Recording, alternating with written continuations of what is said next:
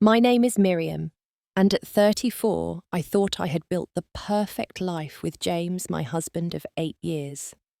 As a marketing executive, I prided myself on attention to detail, yet somehow missed the signs of his betrayal. That evening, I arrived early to our business dinner, excited to surprise him. Instead, I overheard words that shattered my world. James joyfully announcing his lover's pregnancy. Before I take you through how my perfect life crumbled that evening, let me know where you're watching from and hit that subscribe button if you've ever had that gut feeling something wasn't right. Before everything fell apart, I truly believed James and I had the perfect marriage. We met in graduate school during a marketing strategy class where we were paired for a semester project. There was an immediate connection between us that I'd never experienced before. That rare feeling when you meet someone and somehow know they're going to be important in your life. James was handsome in that understated way, tall with dark hair that always fell just right, intelligent brown eyes,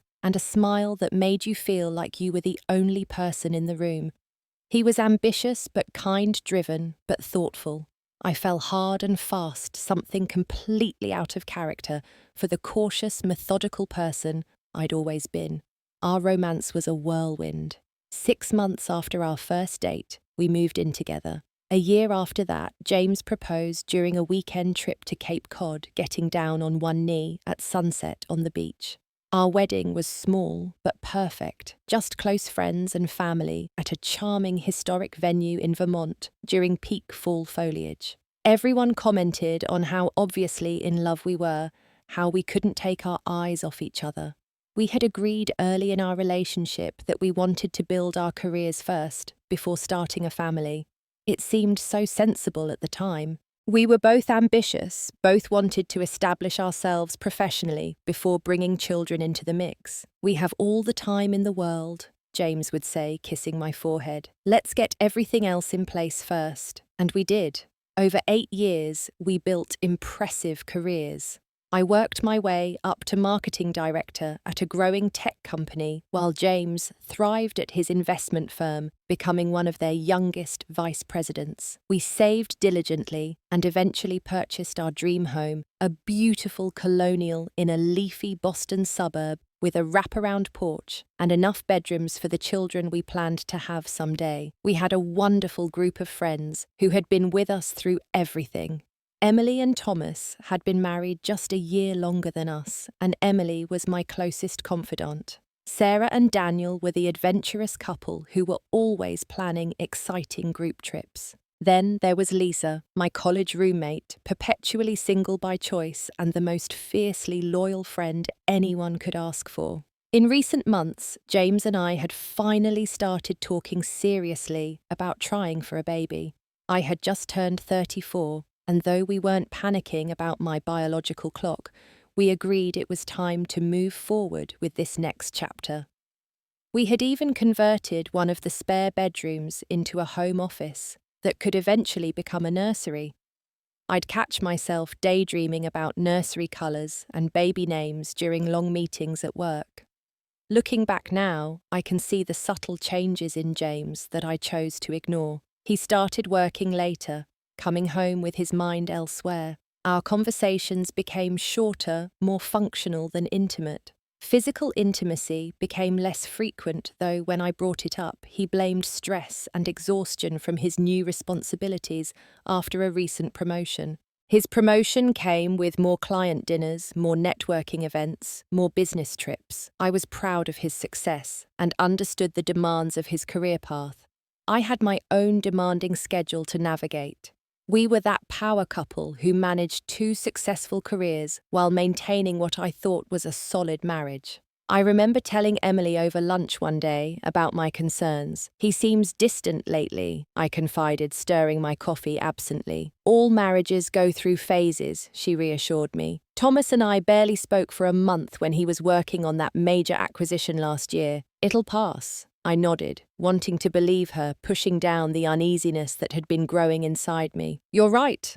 It's just a busy time for both of us. The tech company where I worked was launching a major new product, and I was leading the marketing campaign. Between strategy sessions, creative reviews, and coordinating with sales, I was putting in 12-hour days myself. Maybe I was projecting my own exhaustion onto our relationship. Maybe I was being oversensitive. When James mentioned the business dinner where executive spouses were welcome, I saw it as an opportunity to reconnect. His firm was celebrating a successful quarter, and the managing partner had reserved a private room at Lavinia, one of Boston's most exclusive restaurants. I spent my lunch break shopping for a new dress, a deep burgundy sheath that James once said was his favourite colour on me. "It'll be nice to meet the partners' wives," I told James that morning as he was leaving for work. "We haven't done something like this together in a while." He seemed to hesitate before kissing me goodbye. "Yeah, it should be fun. I'll meet you there at 7, okay? I need to finish some things at the office first." I nodded, already planning how I would style my hair, which jewellery would complement the dress.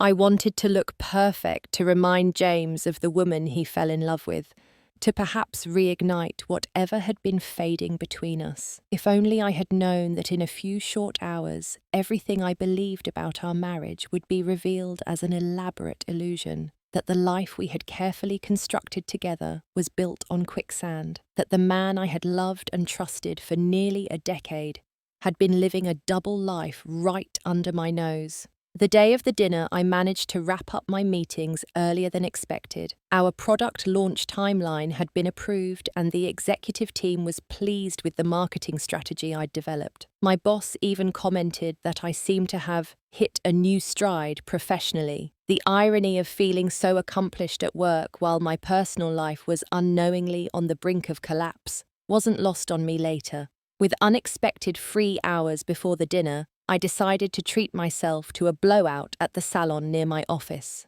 I wanted to look especially nice for the evening, not just for James, but for myself too. It had been weeks since I'd done anything beyond my basic work-appropriate appearance routine. "Special occasion?" the stylist asked as she worked through my shoulder-length brown hair. "Just a business dinner with my husband," I replied, smiling at her in the mirror. "But at a nice restaurant, so I want to look the part."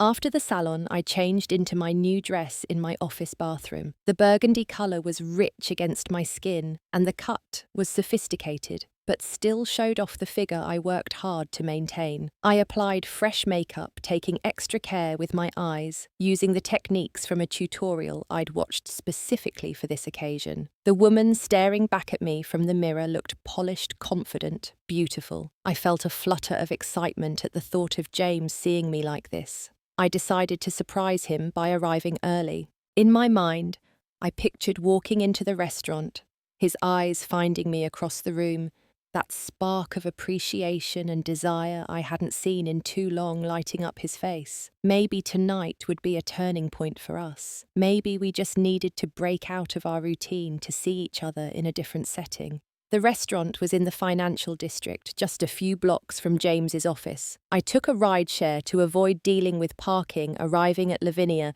30 minutes before our agreed meeting time. The establishment exuded old-world elegance, all dark wood, subtle lighting, white tablecloths, and impeccable service. The host greeted me warmly. "I'm here for the Westfield Investment Group dinner," I explained. "My husband, James Adams, is part of the party." The host checked his reservation list. "Yes, Mrs. Adams. The private dining room is being prepared, but it's not quite ready for guests yet. You're the first to arrive." "That's fine," I said with a smile. "I'm early.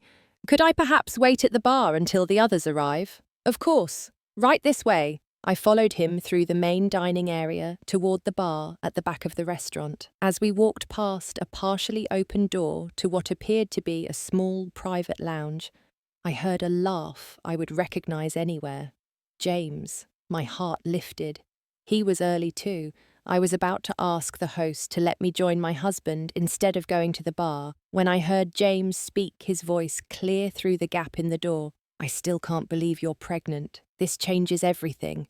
I froze mid-step. The host continued a few paces before realizing I'd stopped. He turned with a questioning look, but I gestured for him to go ahead without me whispering that I just needed to check something. Confused but discreet, he nodded and continued toward the bar. Heart suddenly pounding, I moved closer to the door, telling myself there must be some explanation, some context I was missing. Perhaps he was on the phone with a relative, a colleague, but then I heard a woman's voice respond.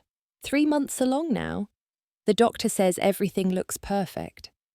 Her tone was intimate, happy. Then came the words that confirmed my worst fears. We need to figure out how to tell Miriam James. We can't keep this secret much longer. The voice belonged to Natalie Winters. I'd met her several times at company functions, a financial analyst who had joined James's team about 2 years ago. Tall blonde, always impeccably dressed. I'd actually liked her, found her intelligent and easy to talk to.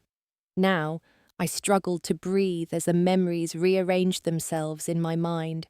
The way James had introduced her with just a touch too much enthusiasm, how they seemed to share inside jokes at the holiday party, the subtle way his attention always found her in a crowded room. "I know," James replied, his voice tender in a way it hadn't been with me in months.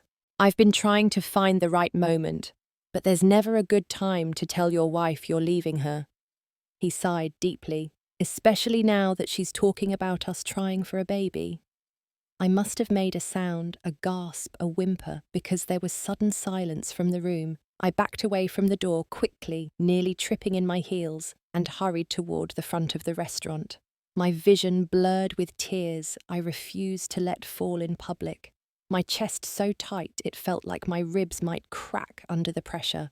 "Mrs. Adams, is everything all right?" The host looked concerned as I rushed past the reception desk. "I just remembered an urgent matter," I managed to say, my voice surprisingly steady despite the earthquake happening inside me. "I need to leave. Please let my husband know something came up when he asks." Outside, the cool evening air hit my face, but I couldn't feel it. I couldn't feel anything except a strange numbness spreading through my body, as if it were trying to protect me from the full impact of what I'd just heard. I walked blindly for several blocks, barely aware of my surroundings, before remembering to order a ride home. In the car, sitting rigidly in the back seat, I stared unseeingly out the window as Boston passed by in a blur of lights. The driver attempted conversation at first, but quickly fell silent, perhaps sensing the storm brewing just beneath my composed exterior. My phone buzzed several times, likely James wondering where I was, but I couldn't bring myself to look at it. By the time I reached our home, the beautiful house we had chosen together, filled with furniture we had carefully selected, walls we had painted side by side, the numbness was wearing off. I fumbled with my keys, hands shaking so badly I could barely get the door open. Once inside, in the safety of our foyer, I finally allowed myself to feel. The pain came in waves, each one threatening to pull me under. I slid down against the closed door until I was sitting on the floor, still in my beautiful new dress, and let the sobs tear through me. Our wedding photo stared down at me from the wall. James and I, impossibly young and happy, gazing at each other with such love and hope for the future. "Who are you?" I whispered to his smiling image through my tears. "Who have you been all this time?" As I sat there, fragments of conversations, unexplained absences, strange behaviours all clicked into place like puzzle pieces, forming a picture I never wanted to see. How long had I been living in denial? How many signs had I deliberately ignored? And how was I going to face the man who would eventually walk through that door, carrying the destruction of our marriage like a gift for another woman? Hours passed as I sat in our darkened living room, still in my burgundy dress, now wrinkled from my collapse earlier. I'd turned off my phone after the 20th call from James, unable to bear hearing his voice or reading his increasingly worried texts. Let him worry. Let him feel even a fraction of the turmoil raging inside me. Our home, once my sanctuary, now felt like a museum of lies. Every photograph, every piece of furniture we'd chosen together, even the paint colours on the walls, seemed to mock me. Had anything in our marriage been real, or had I been playing a part in James's elaborate charade while he built a parallel life with Natalie? The headlights of James's car swept across the living room walls around midnight. I heard the garage door open, his keys in the door, connecting the garage to the kitchen. His footsteps were hurried. "Miriam!" He called out, his voice tight with what sounded like genuine concern. "Miriam, are you home? I've been worried sick." I didn't answer, but he found me quickly enough, stopping short in the living room doorway when he saw me sitting in the dark. "Jesus, Miriam, you scared me half to death." He exhaled, reaching for the light switch. "Why weren't you answering your phone? The restaurant said you showed up but left immediately. I thought something had happened to you." The light revealed my tear-stained face, my smeared makeup, my disheveled appearance. James's expression shifted from relief to confusion to the first hints of fear. "What's going on?" he asked more cautiously, staying by the doorway rather than approaching me. "Are you okay?" I looked at my husband, this stranger I had shared a bed with for 8 years, and felt a strange calm descend over me. 3 months pregnant, I said quietly. The colour drained from James's face. He opened his mouth, closed it, then tried again. "What are you talking about? Don't!" I warned, my voice still quiet, but razor sharp. "I was there, James. I heard you and Natalie in the lounge at Lavinia. I heard everything." He stepped into the room, then hands held out in a placating gesture. "Miriam, I can explain." "Explain what?" I interrupted, standing up so quickly that he took a step back. "Explain how you've been having an affair. Explain how you got your colleague pregnant. Explain how you were discussing leaving me on the same day I bought a new dress to impress you." My voice rose with each question, the calm evaporating as my rage bubbled to the surface. "It's not what you think," he tried, but his eyes darted away from mine, unable to maintain contact. "Then what is it, James? Please enlighten me." The sarcasm in my voice was acid. He ran a hand through his hair, a nervous gesture I'd always found endearing before. Now it made me want to scream. "It's complicated. Natalie and I, it wasn't supposed to happen. We never meant to hurt you." A harsh laugh escaped me. "How considerate of you both. And I suppose the baby wasn't supposed to happen either." His silence was confirmation enough. I watched as his shoulders slumped, the pretense falling away. "No, that wasn't planned." "How long?" I demanded. James sank into the armchair across from me, suddenly looking defeated. 14 months. The number hit me like a physical blow. 14 months. Over a year of betrayal. While I was planning our future, picking out potential nursery colours, he was building a life with someone else. "It started during the Chicago conference," he continued, eyes fixed on the floor. "We were working late on the presentation, had a few drinks. One thing led to another." "Spare me the clichés," I cut in. "I don't need the sordid details." "I never planned to leave you," he said, looking up at me with what appeared to be genuine remorse. "I love you, Miriam. I still do." The audacity of his statement ignited something primal within me. "You love me," I shouted, no longer caring if the neighbours heard. "You don't betray someone you love, James. You don't lie to their face every day for over a year.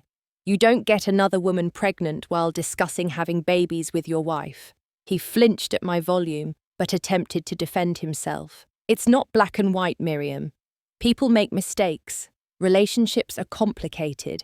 Don't you dare," I hissed, stepping toward him, "don't you dare try to normalise this as some common relationship challenge. This isn't about leaving the toilet seat up or squeezing the toothpaste from the middle. You've been living a double life." "What do you want me to say?" he shouted back, standing up to face me.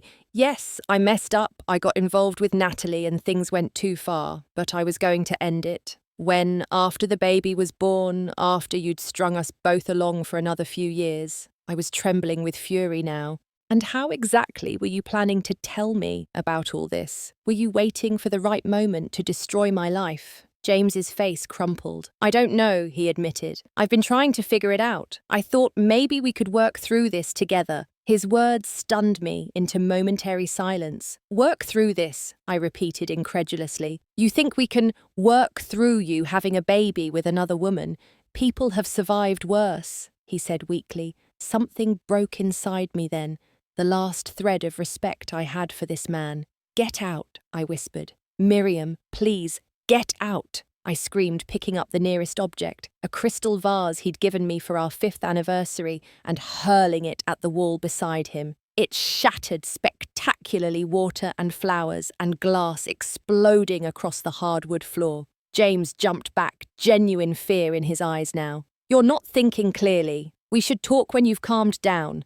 "I want you out of this house tonight," I said, my voice deadly quiet. "Go to her. Go to a hotel.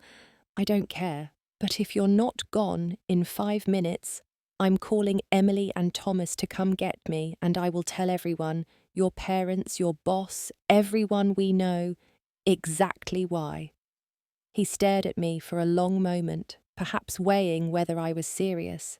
Something in my expression must have convinced him, because he nodded slowly. "I'll go to a hotel tonight. But Miriam, this isn't over. We need to talk about this rationally." "Rationally?" I echoed with a bitter laugh. "You sacrificed rationality when you decided to cheat on your wife. Now, get your things and get out." As he climbed the stairs to pack an overnight bag, I stood frozen in our living room, surrounded by the wreckage of both the vase and my marriage. When he came back down, suitcase in hand, I turned away, unable to look at him. "I'll call you tomorrow," he said from the doorway. I said nothing didn't move until I heard the front door close behind him, his car start in the driveway, and the sound of him driving away. Only then did I allow myself to collapse onto the couch, fresh tears coming as the full weight of what had happened began to settle over me. Everything I thought I knew had been a lie. The man I had built my life around was a stranger. The future I had planned was now a painful fantasy, and I was completely, utterly alone. The days following James's departure blurred together in a haze of grief and shock. For the first time in my career, I called in sick, unable to face colleagues or clients. I couldn't bear the thought of maintaining a professional facade while my personal life imploded. My boss, concerned by my uncharacteristic absence, was understanding but vague details about a family emergency. The house felt both oppressively empty and suffocatingly full of memories. I wandered from room to room like a ghost, unable to eat or sleep properly. James called incessantly those first few days. Sometimes I let his calls go to voicemail.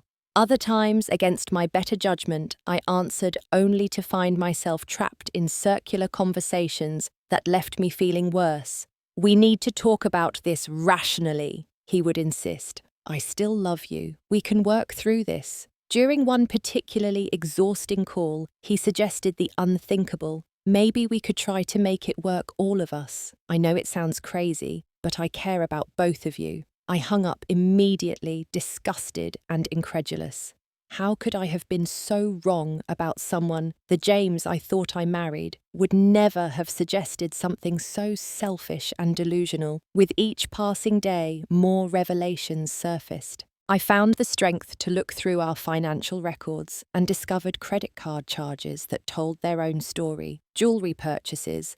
I'd never received hotel rooms in Boston on nights he claimed to be working late weekend getaways disguised as business trips. The methodical documentation of his betrayal was almost worse than the affair itself. The planning, the deliberate deception, it wasn't a momentary lapse in judgment, but a sustained campaign of lies. My breaking point came when I checked his iPad that he'd left behind in his haste to pack. It was still logged into his accounts, including his text messages that synced across devices. The exchanges with Natalie went back over a year full of intimate conversations, plans for their future, and most devastating, discussions about me. "Miriam's talking about kids again," he had texted her 6 months ago. "What did you say?" Natalie had replied. "That I'm not ready yet. Buy us more time." I confronted James with this evidence during his next attempt to contact me. His response shattered any lingering hope I might have harboured about salvaging anything from our marriage. "I'm in love with both of you," he admitted, his voice breaking. "I know that sounds impossible, but it's true. Natalie understands me in ways you don't, but you and I have history, a foundation." You don't get to have both, I replied coldly before ending the call. After that conversation, something inside me shut down. I stopped answering his calls altogether. I barely ate, surviving on toast and tea when I remembered. Sleep came only in short, nightmare-filled bursts.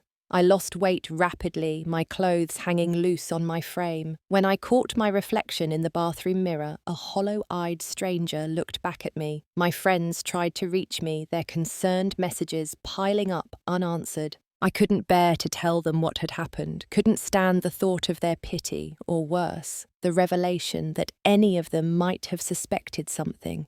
After nearly a week of isolation, my doorbell rang persistently one afternoon. I ignored it until a key turned in the lock. Emily, using the spare key I'd given her years ago for emergencies. Miriam, her voice echoed through the foyer. I know you're here. Your car's outside. I was curled on the couch in the same sweatpants and t-shirt I'd been wearing for days, staring blankly at a TV that wasn't turned on. Emily gasped when she saw me rushing to my side. My God, what's happened? Are you sick? Why haven't you been answering anyone's calls? Her questions tumbled out as she took in my dishevelled appearance, the unwashed dishes in the sink visible from the living room, the general disarray of the house. James is having a baby with Natalie Winters, I stated flatly. The words still surreal even as I spoke them. Emily's hand flew to her mouth. What? No, that can't be right. I recounted everything in a detached monotone. The overheard conversation, the confrontation, the evidence I'd found afterward. As I spoke, Emily's expression shifted from shock to horror to something else, a flicker of what looked like guilt. Did you know? I asked suddenly, interrupting my own narrative. Did you suspect something was going on? Emily couldn't meet my eyes, and her silence was answer enough. You did, I whispered, a fresh wave of betrayal washing over me. You knew, and you didn't tell me. I didn't know, she insisted, tears forming. I suspected. I saw them having lunch together a few times, looking too comfortable. There was something about the way they interacted that seemed off. But Miriam, they worked together. I told myself I was reading too much into it. She reached for my hand. I didn't want to hurt you over what might have been nothing.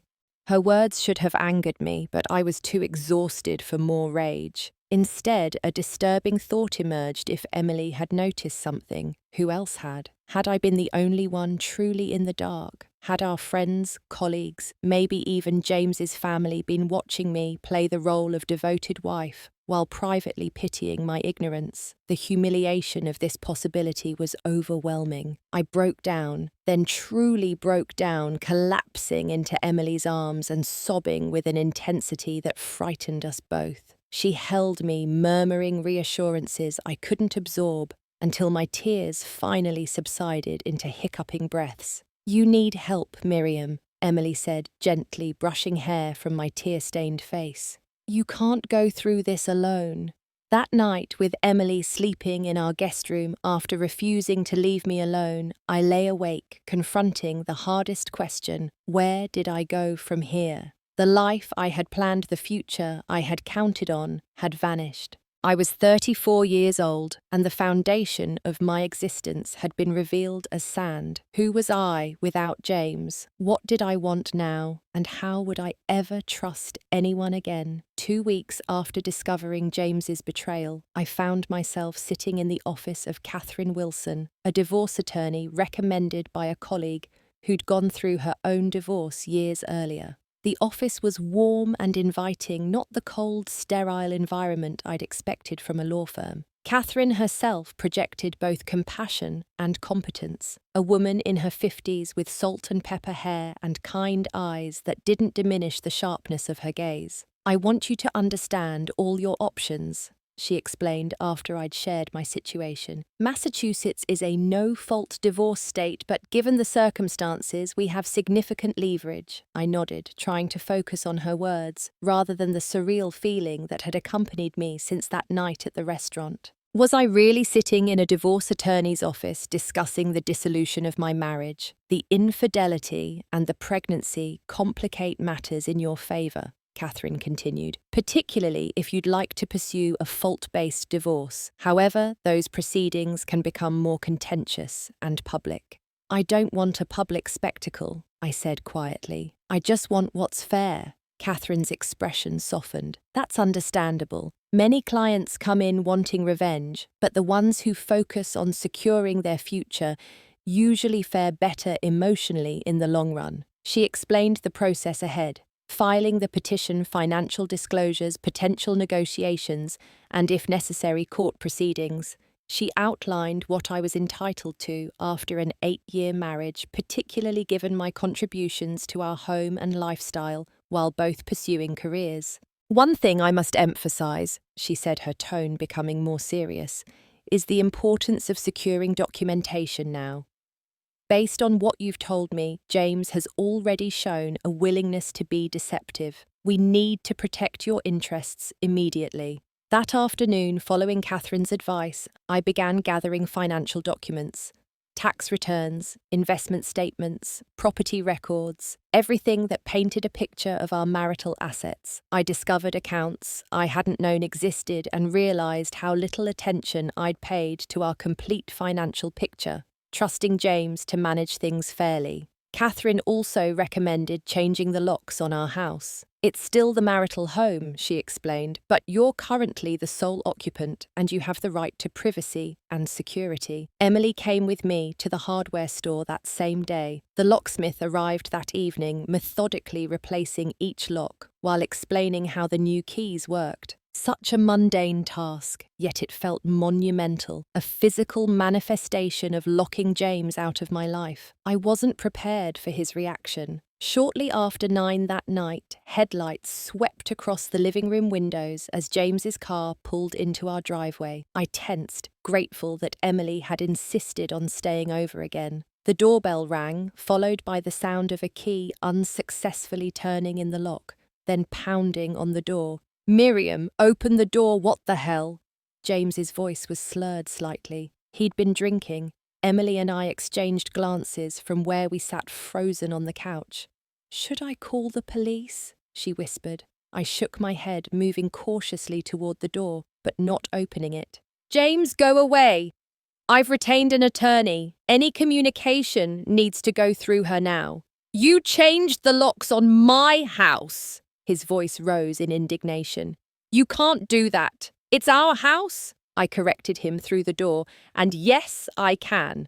Please leave before this becomes more embarrassing for both of us." "This is ridiculous," he slurred. "Let me in so we can talk like adults." "Like adults," I repeated, anger flaring. "Adults don't cheat on their spouses for over a year. Adults don't father children with co-workers while married." His tone shifted, becoming pleading rather than angry. "Baby, please, I miss you. I made a mistake. We can work through this." Emily appeared beside me, her phone in hand. "I've got 911 ready to dial," she whispered. "Just say the word." I shook my head again, steeling myself against the familiar voice that had once meant safety and love. "James, I'm not opening the door. Go to Natalie's or go to a hotel, but you need to leave now." "You'll regret this," he threatened, his voice hardening again. "You think you can just throw away 8 years? You think you can do better than me?" He laughed bitterly. "Good luck starting over at your age." His words stung, targeting insecurities I hadn't even acknowledged to myself. But they also crystallized something important. This man was not worthy of my love or loyalty. The James I had married would never have spoken to me that way, no matter how angry. "Goodbye, James," I said firmly, then turned and walked away from the door. Despite his continued pounding and yelling, Emily put her arm around me. "You okay?" "No," I admitted, "but I will be." The next morning I filed for divorce. Catherine had the papers prepared quickly, and James was served at his office that afternoon, a deliberate choice to send a message about how seriously I was taking this separation. His response was a barrage of furious texts and voicemails alternating between threats and pleas. "You've made the biggest mistake of your life," one message snarled. "I'll fight you on every penny." Another hours later, "Baby, please call me. This isn't what I want. We can fix this." The most chilling came the following day when I checked our joint accounts and discovered James had emptied our shared savings. Nearly $70,000 gone. When I called Catherine in a panic, she was calm but firm. "This is exactly why I wanted you to move quickly on documentation," she explained. "It's a common tactic, unfortunately, but don't worry. The court will view this very unfavourably. We've documented the account balances, and this will have to be addressed in the financial settlement." Her reassurances did little to quell the anxiety attack that hit me that night. The magnitude of what I was facing suddenly felt overwhelming, not just the emotional devastation, but the practical dismantling of an entire life built over 8 years. Despite Emily and Lisa now taking turns staying with me, I felt profoundly alone as I gasped for breath on my bathroom floor, wondering if the tightness in my chest might actually be a heart attack. The next day, my boss called concerned about my extended absence. Though I'd been checking emails and handling critical tasks remotely, it was clear my performance was suffering. When she gently probed, I finally broke down and explained the situation. "Take medical leave," she advised kindly. "Your job will be here when you're ready to come back.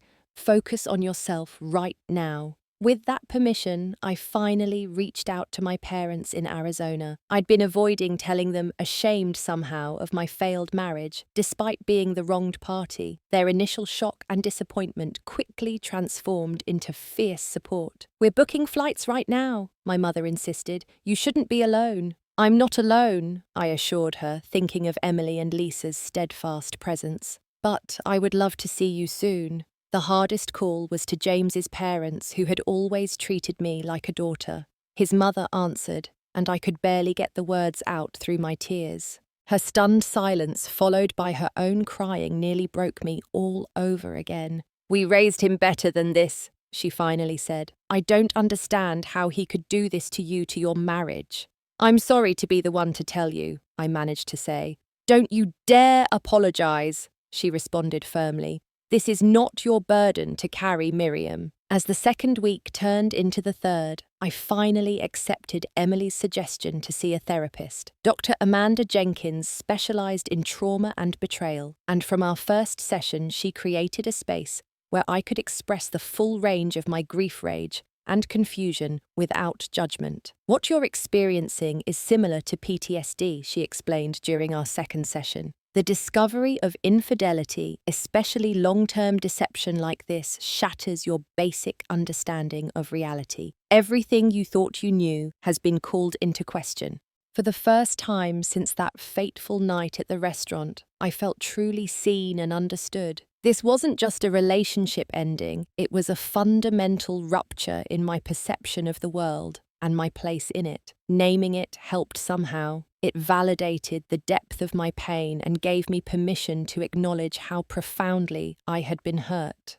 As the third week since discovery approached its end, I began to sense a shift within myself. Not healing exactly, but perhaps the first step toward it. The constant crying had subsided. I was sleeping for short stretches without nightmares, and somewhere deep inside, beneath the hurt and betrayal, I felt the first stirrings of something I couldn't yet name, a flicker of possibility that there might be life after James after all. 3 weeks after my world imploded, I sat across from Dr. Jenkins in her cozy office, watching raindrops race down the window beside her desk. Our sessions had quickly become an anchor in my turbulent life, the one place where I could speak without filter about the devastation I was experiencing. "Last time we talked about identifying your emotions," she reminded me, her voice gentle but direct. "Have you been able to use those techniques we discussed?" I nodded slowly. "Some days are better than others." Yesterday, I caught myself feeling something besides anger or sadness for the first time, just for a moment. What was it? She asked, leaning forward slightly. Curiosity, I admitted, about what my life might look like without James. It was gone almost as quickly as it came, but it was there. Dr. Jenkins smiled. That's significant, Miriam. It suggests you're beginning to see a future beyond this betrayal. She guided me through an exercise to reconnect with who I was before James, my strengths, passions, and dreams that existed independently of my identity as his wife. As I spoke about my earlier ambitions, my confidence in my professional abilities, my love for travel and art that had somehow taken a back seat in our marriage, I felt something shift. You're still all those things, Dr. Jenkins pointed out. The woman who climbed Kilimanjaro, who put herself through graduate school, who mentors junior colleagues. She didn't disappear when James betrayed you. Her words resonated deeply, triggering the first genuine realization since the discovery James had taken my trust, my present comfort, and certain future plans. But he hadn't taken me. The essence of who I was remained intact, perhaps buried under grief, but not destroyed. That evening, an unexpected call came from Zoe Reynolds, my college roommate, who had moved to California years ago. We'd stayed in loose contact through social media, but hadn't spoken directly in at least 2 years. Emily told me what happened, she said when I answered. I hope that's okay. I thought you might want to talk to someone who's been there.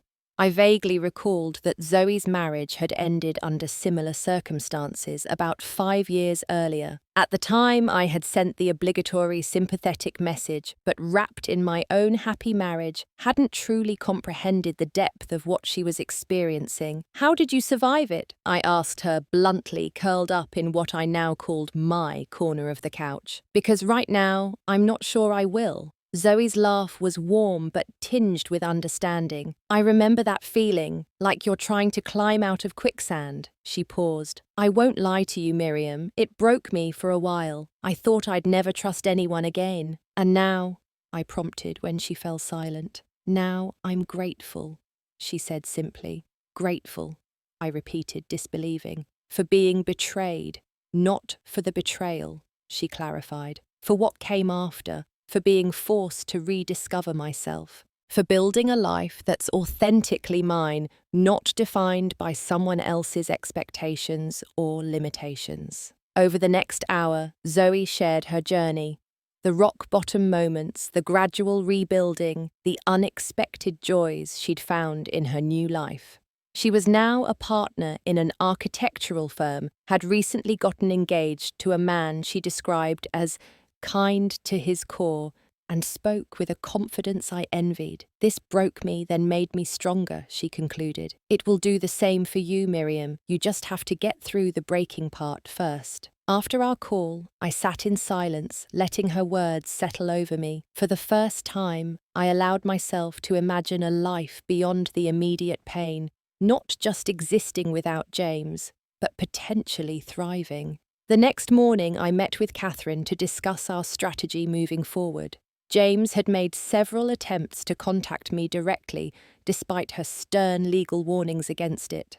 He's panicking, she explained. The reality of what he stands to lose is setting in. This is when things often get messy. She was right. That afternoon, I received notification that James had attempted to transfer additional funds from another joint investment account. Catherine immediately filed for a temporary freeze on all marital assets. We need to be one step ahead, she advised. I'd also recommend hiring a private investigator to document the affair thoroughly, especially given your husband's position at his firm. The thought of paying someone to follow James and Natalie to compile evidence of their relationship initially seemed tawdry, but Catherine gently reminded me that we were building a case to protect my financial future. This isn't about revenge, she emphasized. It's about ensuring you receive what you're entitled to after 8 years of marriage. I agreed, pushing aside my discomfort. This wasn't the path I would have chosen, but I hadn't chosen any of this. I was merely responding to the reality James had created. That evening, as if sensing the legal net tightening around him, James appeared at our doorstep again.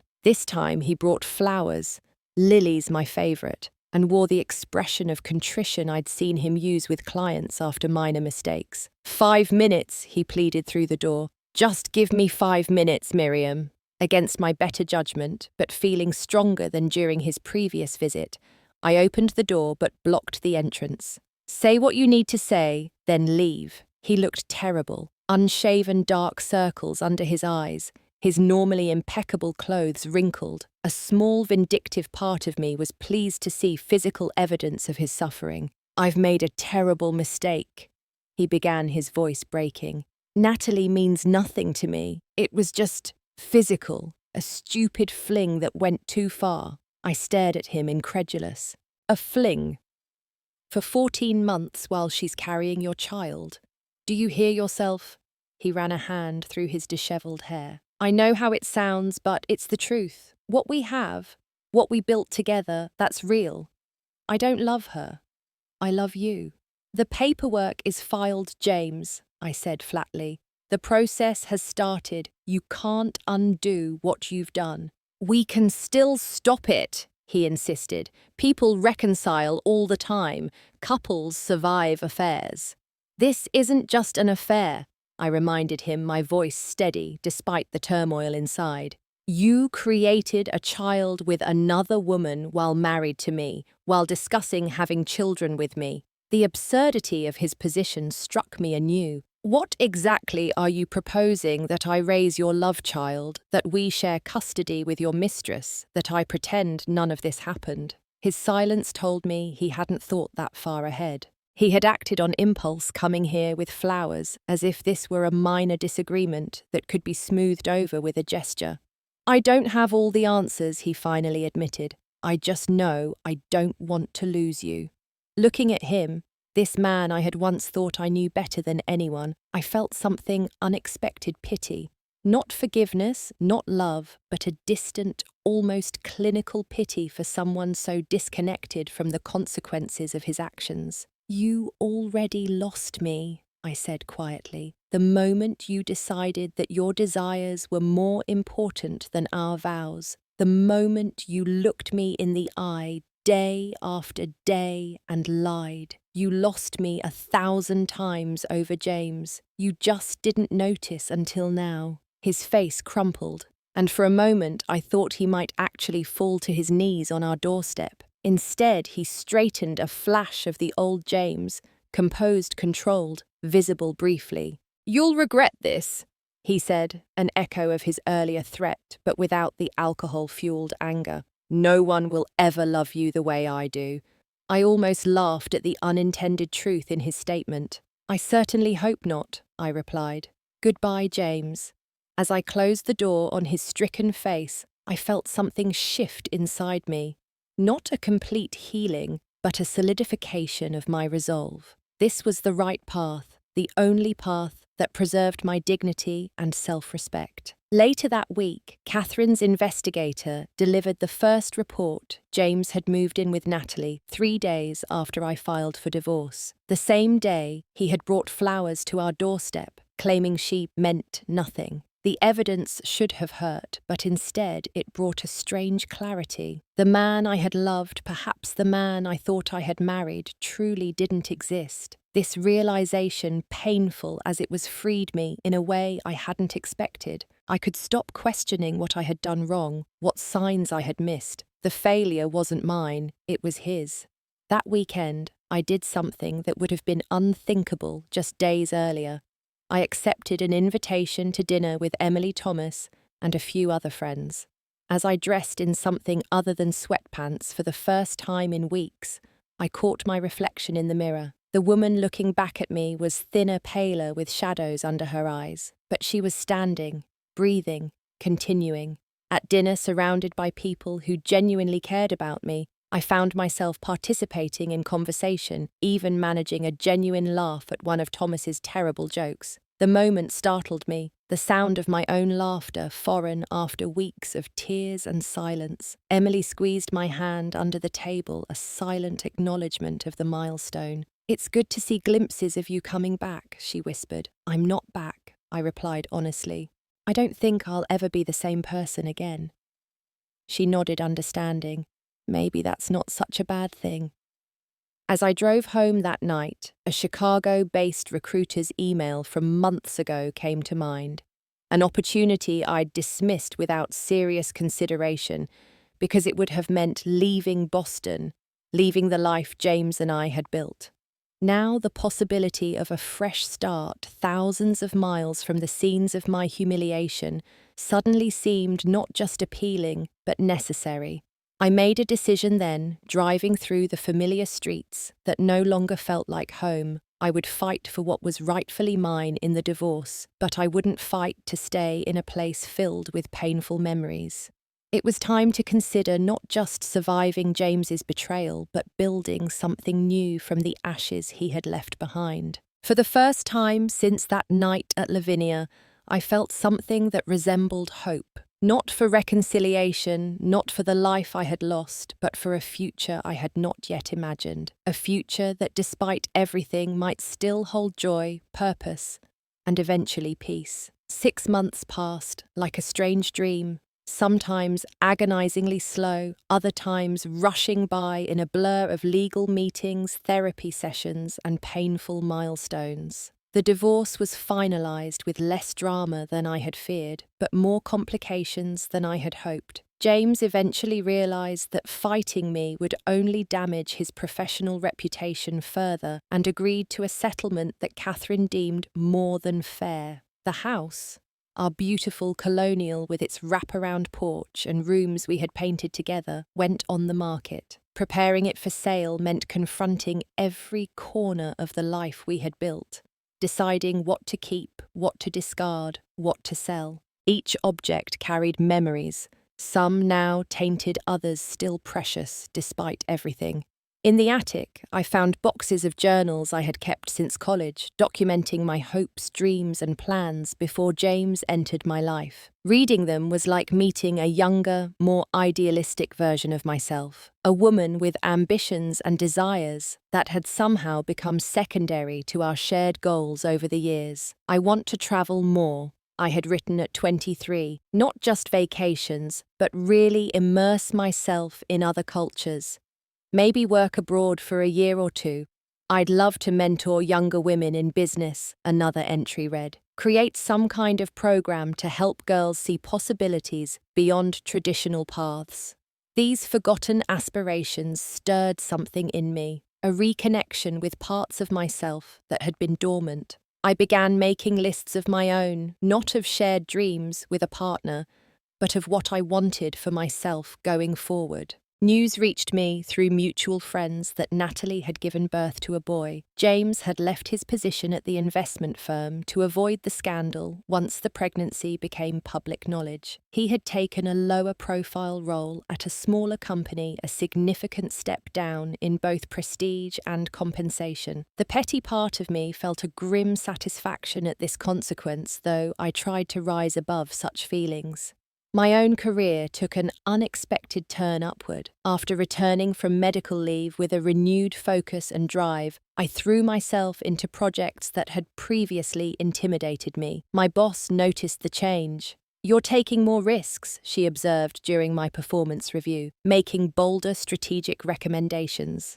"It's paying off for the department." When she mentioned the possibility of a promotion, I took a deep breath and shared my decision to accept the Chicago position instead. Her disappointment was evident, but so was her understanding. "Boston must hold too many ghosts now," she said simply. "Chicago would be lucky to have you." The support of friends during this transition proved invaluable. Emily and Lisa helped me pack up 8 years of life into carefully labelled boxes, a physical manifestation of sorting through what to carry forward and what to leave behind. "I can't believe you're really leaving," Emily said tearfully as we sealed the last box. "Who's going to drink wine and criticise reality TV with me now? That's what video calls were invented for." I reminded her, fighting back my own tears. And you'll visit. We'll make Chicago your annual girls' trip destination. The goodbye party they threw was both heartbreaking and heartwarming, a room full of people who had stood by me through the darkest months of my life, now celebrating my courage to start anew. The contrast between this gathering and the lonely, shattered woman I had been 6 months earlier wasn't lost on anyone present. The drive to Chicago was a solitary journey I insisted on making alone, despite offers of company. Something about those 15 hours on the highway felt necessary, a literal and figurative distance I needed to travel by myself. I listened to audiobooks and podcasts about resilience and reinvention, occasionally talking aloud to myself as I processed the magnitude of the change I was embracing. My new apartment in Chicago's Wicker Park neighborhood couldn't have been more different from the Colonial in Boston. Modern open concept with exposed brick walls and large windows overlooking the city, it represented a deliberate break from my past aesthetic choices that had been compromises with James's more traditional preferences. I furnished it entirely to my taste, discovering in the process that I preferred clean lines and bold colours over the muted tones and classic pieces that had filled our marital home. Each decision, from the teal velvet sofa to the abstract art on the walls, felt like a small reclamation of my identity. My new position as marketing director for a tech startup came with expanded responsibilities and challenges that consumed my daytime hours in the best possible way. The fast-paced environment left little time for dwelling on the past, and my colleagues, most younger, all unaware of my personal history, knew me only as the confident professional I presented. In the evenings, I joined a support group for divorced women, finding unexpected comfort in the shared experience of rebuilding a life after betrayal. It was there I met Alex, a graphic designer whose husband had left her for his assistant 3 years earlier. "The first year is the hardest," she assured me over coffee after one meeting. "The second is about discovering who you are now. The third," she smiled, "the third is when you realize this whole mess was actually a gift in disguise." I wasn't quite ready to see James's betrayal as a gift, but I was beginning to recognize that the woman emerging from its ashes was stronger, more authentic, and perhaps even more capable of joy than the woman I had been before. 6 months into my new life in Chicago, a business trip took me back to Boston for a conference. I had braced myself for the emotional impact of returning, but I wasn't prepared for the chance encounter with James at a restaurant near the convention center. He spotted me first, his double take almost comical, as I walked in with a colleague. He looked older, tired, a shadow of the polished investment banker I had married. He excused himself from his dining companions and approached my table with visible nervousness. "Miriam," he said, his voice carrying a weight of unspoken things, "you look amazing." I thanked him calmly, introducing my colleague who, sensing the tension, tactfully excused herself to take a phone call. "How's Chicago?" James asked, shifting uncomfortably. "I heard from Sarah that you're doing well." "I am?" I confirmed, surprised to find it was genuinely true. The move was exactly what I needed. "How are you?" His sigh carried the answer before his words did. "It's complicated. Fatherhood is harder than I expected. Natalie and I..." He trailed off, then attempted a rueful smile. "Let's just say the grass isn't always greener." I felt a strange detachment as he continued complaining about the challenges of his new job. The constant demands of an infant, the ways Natalie had changed since the baby was born. There was a time when his unhappiness would have devastated or vindicated me. Now it simply existed separate from my own well-being. "I think we made a mistake," he said, finally lowering his voice. "Ending our marriage. We had something special, Miriam, something real." Looking at him, this man who had once been the center of my universe, I felt an unexpected wave of compassion, but not a shred of regret or longing. The realization was like the final piece of a puzzle, falling into place. I was truly free of him. "What we had was real," I agreed gently, "but you destroyed it, James, and now we both have different lives." "Are you seeing anyone?" he asked, a note of jealousy, thinly veiled as casual interest. I thought of Michael, a single father I'd met through a work function 3 months ago. We were taking things glacially slow, both carrying our own relationship scars. But there was something promising in his steady kindness, his respect for my boundaries, his genuine interest in who I was becoming. I'm open to possibilities, I answered honestly, but I'm also content with my life as it is now. James looked like he wanted to say more, but my colleague returned and the moment passed. We exchanged awkward goodbyes, and as I watched him walk back to his table, shoulders slightly slumped, I realized I was observing a stranger, someone I had once known intimately but who now existed in a different orbit entirely. Later that night, in my hotel room overlooking the Boston skyline, I reflected on the journey of the past year. The pain hadn't disappeared entirely. There were still moments when grief ambushed me unexpectedly, but those moments no longer defined me or dictated my future. The healing hadn't been linear. It had come in fits and starts, in breakthroughs and setbacks, in tears and unexpected laughter. The relationship with my parents had deepened through the crucible of this experience. My friendships had been tested and strengthened. My understanding of myself had expanded beyond what I could have imagined in those dark early days. I thought about the woman I had been before, trusting to the point of blindness, defining too much of my worth, through my role as a wife, compromising parts of myself without even realizing it. I wouldn't trade the wisdom I had gained, painful as its acquisition had been. The betrayal that once seemed like the end of everything had instead become a brutal but effective teacher. It had shown me my own resilience, forced me to establish stronger boundaries, and ultimately led me to a more authentic life. I hadn't just survived betrayal, I had discovered my own strength in its wake, and that strength was something no one could ever take from me again. Looking back over the 18 months since that fateful night at Lavinia, I sometimes barely recognize the woman I was then, so certain of her path, so secure in her marriage, so completely unaware of the storm about to engulf her life,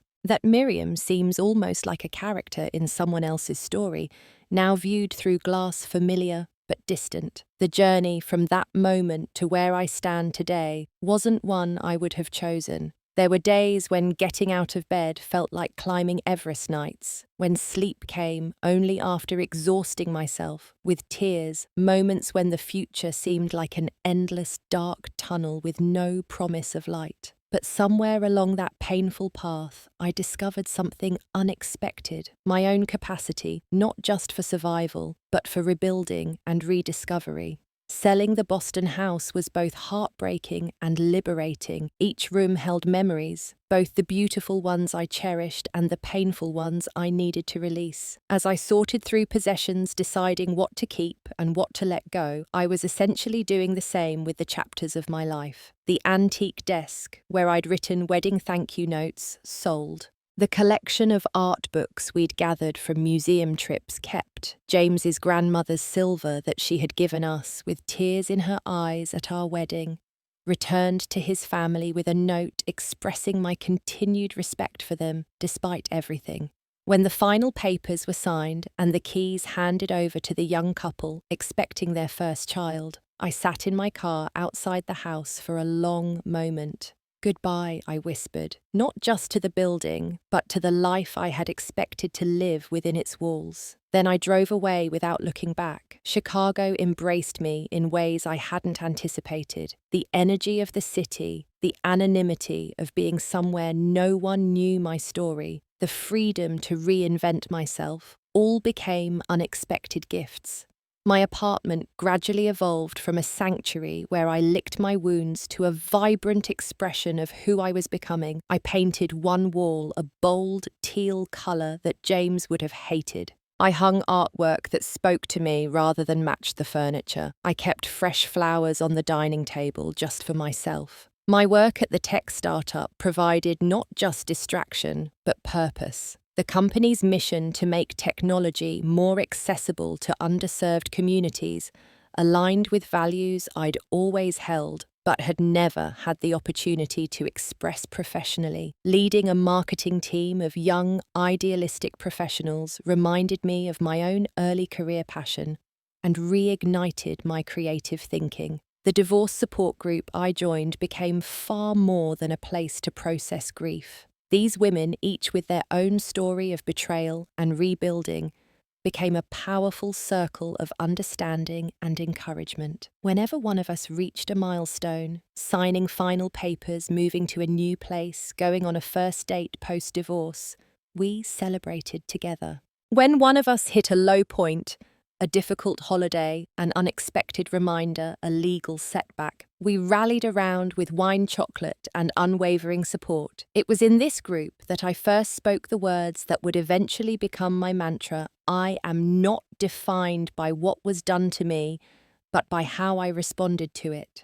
My relationship with my parents deepened in ways I wouldn't have thought possible. The weekly calls that had once been filled with surface-level updates became meaningful conversations about life resilience and growth. When they visited Chicago, my father, never an emotionally expressive man, took my hand over dinner and said simply, "I've never been prouder of you than I am right now." That moment of connection healed something I hadn't even realized was wounded. Friends from Boston remained pillars in my life, especially Emily and Lisa. Our group video calls became a monthly tradition, and they visited Chicago in rotating shifts, exploring the city with me and approving of my new life with fierce loyalty.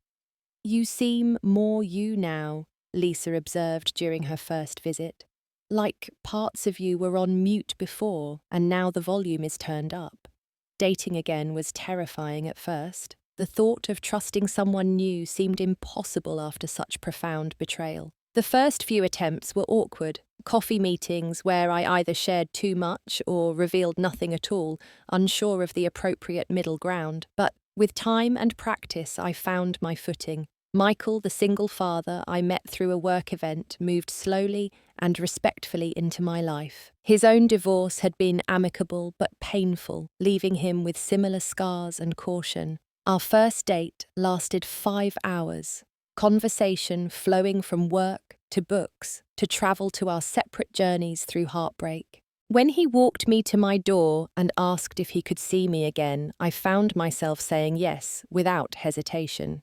6 months into our relationship, we're still taking things day by day. I don't know if he's the one or if I even believe in that concept anymore. What I do know is that he respects my boundaries, celebrates my independence, and makes me laugh in a way that feels like healing. Whether we build a future together or simply share this chapter, I'm grateful for the reminder that my heart, though bruised, is still capable of opening. The news about James and Natalie's relationship troubles didn't surprise me. Through mutual friends, I learned they had separated shortly after their son's first birthday. James had missed the stability and status of his former life. Natalie had grown resentful of his complaints and comparisons. They were now navigating an uncomfortable co-parenting relationship, their romance having crumbled under the weight of reality. When I heard this news, I expected to feel vindication or even pleasure. Instead, I felt a quiet sadness for the innocent child caught in the middle, and a distant compassion for two people learning the hard lessons I had already absorbed. Their choices and consequences were no longer entangled with mine. The most profound change, however, has been internal. I have learned to trust myself again. My instincts, my judgment, my worth, independent of anyone else's validation. I have discovered that vulnerability is not weakness but courage, that asking for help is not failure but wisdom. I have found that forgiveness, not of James's actions, but of my own perceived failings, was the key that unlocked true healing. I still have moments of grief for the life I thought I would have. There are still days when I wonder about the children James and I had planned to have together, the growing old side by side, the shared memories we'll never create. But these thoughts no longer devastate me. They're just echoes of a different future, one that dissolved to make way for this new path I'm creating step by step.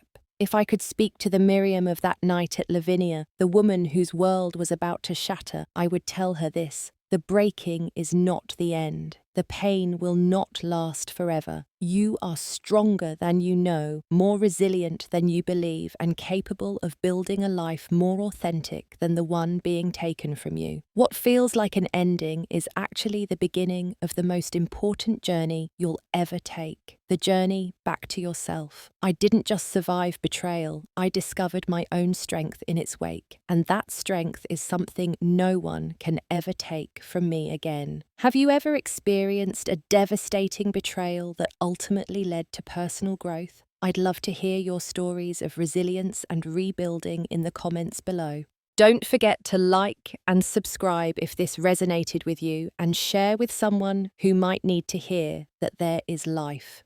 Beautiful, authentic life after betrayal. Thank you for listening to my journey, and remember, sometimes losing what you thought you wanted opens the door to what you truly needed all along.